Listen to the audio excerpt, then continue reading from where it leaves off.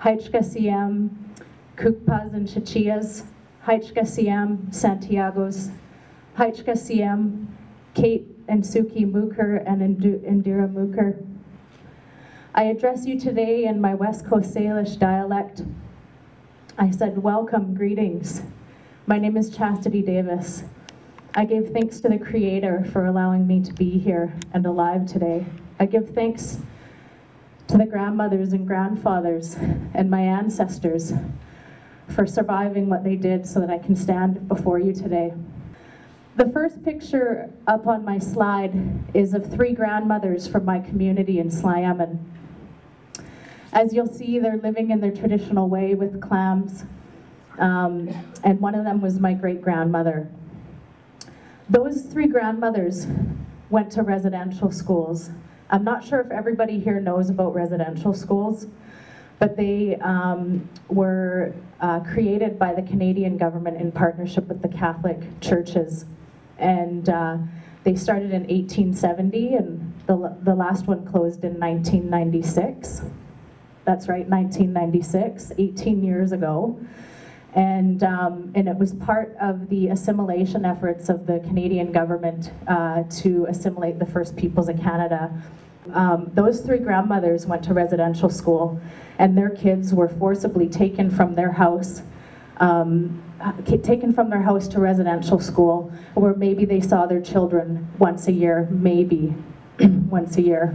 And in those residential schools, the last photo was of my mother, who went to residential school about 20 years before that photo was taken.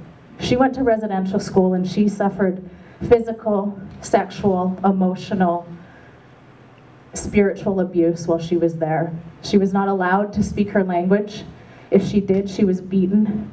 The nuns and priests would take her and sexually abuse her daily.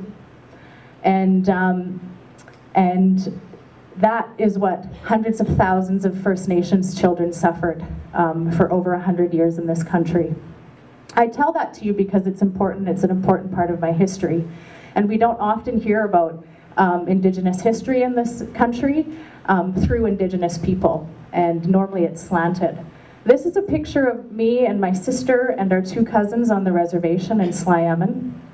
I show this to you as we were all intergenerationally affected. We were lucky that we didn't have to go to residential school.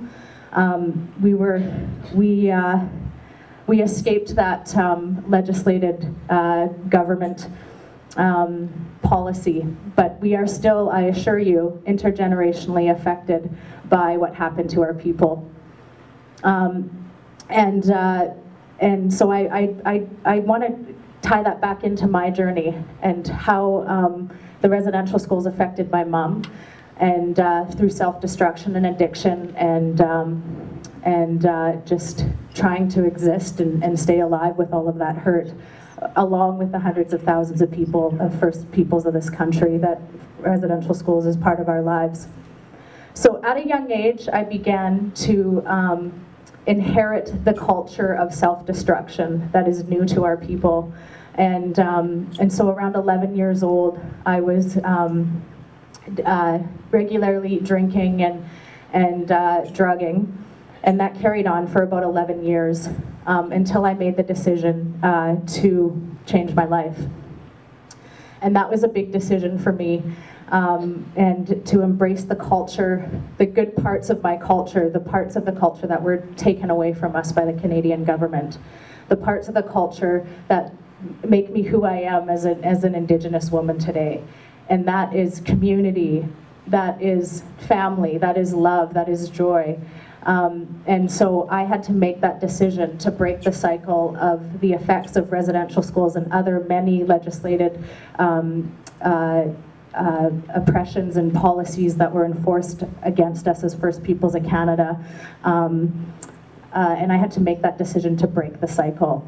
And this photo is showing you of powerful Indigenous women, and it is about the work that we're doing for change for our people in this country. And that is the work that I've been involved in for several years now. And really it is advocacy work for Aboriginal women. And the women are the backbone of our communities, that we believe that if our women are healthy, then our families and our communities are healthy. Most of us come from matrilineal societies, and so it's the women that we take the name, we take the culture, we take her part of the community and have that implemented into our lives.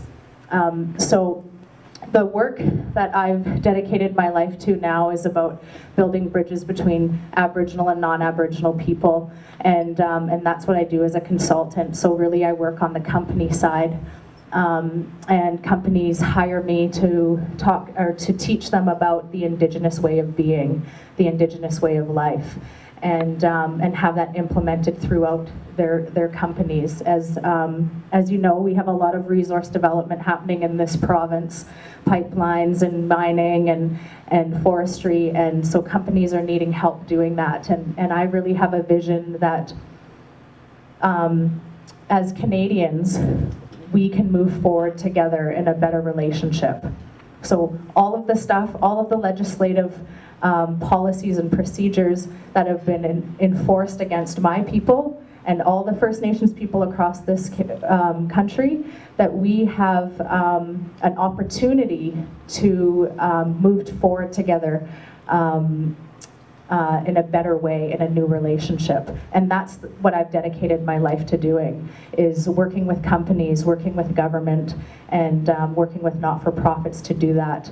A large piece of my work is advocacy for Aboriginal women. I'm a director of on the Minerva board. We do a lot of work. I've worked with hundreds of women to help them find the leadership that's already inside of them that maybe is suppressed or sleeping, and we wake that up so that they're able to walk as leaders in their own communities. And also I work with the government on the Ministry's Advisory Council for Aboriginal Women, and we advise the government on policies, procedures, and funding for bettering the lives of Aboriginal women in this province. And my invitation to you tonight is to get involved, to learn about Indigenous history. It's part of your history as well as Canadians. And I encourage you to talk to Indigenous people, to hear about the history through them. And I encourage you also to learn about that there's over 1,200 missing and murdered women in this country. Aboriginal women, Indigenous women, and nobody is doing anything about it. And I encourage you to go online and Google Justin Trudeau has a petition for missing and murdered Indigenous women. I encourage you, it takes 30 seconds for you to do that, to go and sign that petition. I encourage you to get educated about the First Peoples of this country, and you can do that through talking to me afterwards, or I can point you into some other direction. So I just want to say thank you. I come from an oral history, so 7 minutes is really quick, and thank you very much.